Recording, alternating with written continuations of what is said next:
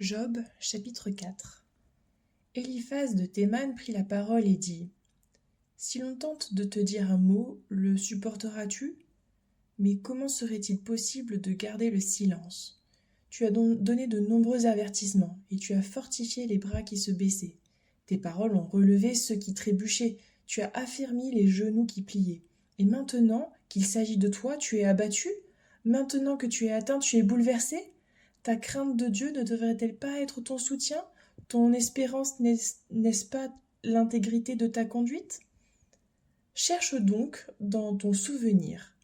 Quel est l'innocent qui est mort ?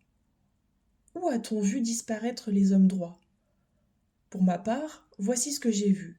Ceux qui labourent l'injustice et qui sèment le malheur en récoltent les fruits.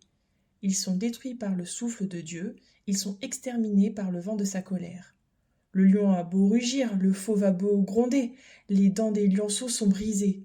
Le lion meurt faute de proie, et les petits de la lionne se dispersent. Une parole est arrivée furtivement jusqu'à moi, et mon oreille en a perçu les sons légers. Au moment où les pensées sont agitées par les visions de la nuit, quand un sommeil profond tombe sur les hommes, j'ai été saisi de frayeur et d'épouvante, et tous mes os ont tremblé.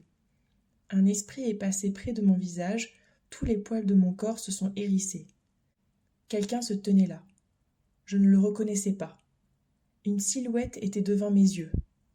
Il y a d'abord eu un silence, puis j'ai entendu sa voix.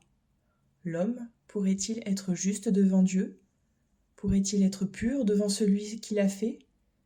Si Dieu ne peut faire confiance à ses serviteurs, s'il trouve des défauts chez ses anges, ce sera d'autant plus le cas pour ceux qui habitent des maisons d'argile aux fondations posées dans la poussière et qui peuvent être écrasés plus vite qu'une mythe.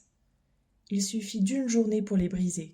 Ils disparaissent définitivement et personne n'y prête attention.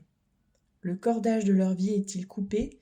Ils meurent sans avoir acquis la sagesse.